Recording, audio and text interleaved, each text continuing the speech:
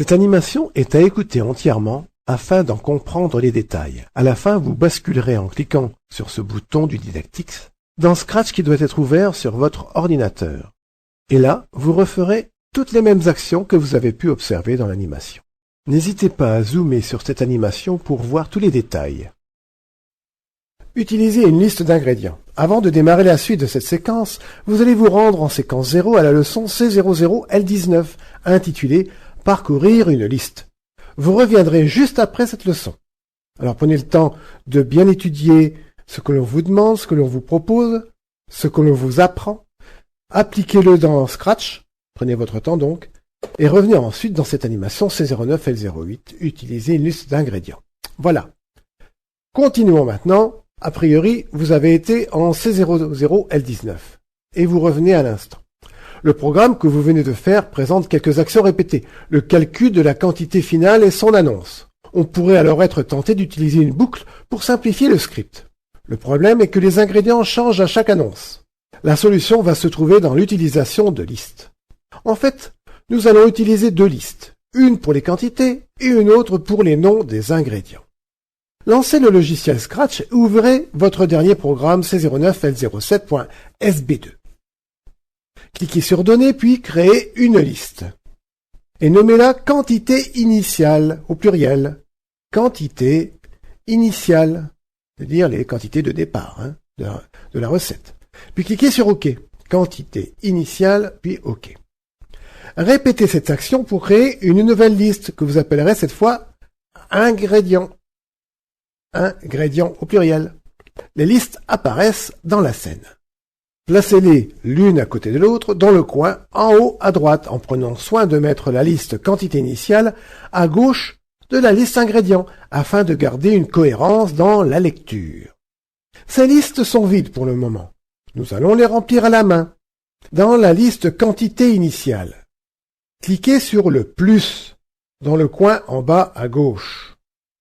Une nouvelle case vide apparaît. Saisissez-y la quantité de farine, sans l'unité, soit 50. Cliquez sur le plus dans la liste des ingrédients et saisissez farine dans la case vide qui est apparue. Répétez ces actions pour tous les ingrédients et leurs quantités respectives, comme sur l'écran. Alors ici, faites une pause à cet endroit de la vidéo pour prendre le temps de remplir les listes. Lorsque vous avez rempli les listes, redémarrez cette vidéo et continuez à la suivre.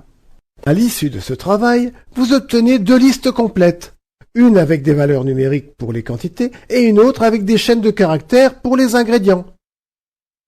Occupons-nous maintenant de la mise en place de la boucle qui va lire nos deux listes en les parcourant du premier élément au dernier.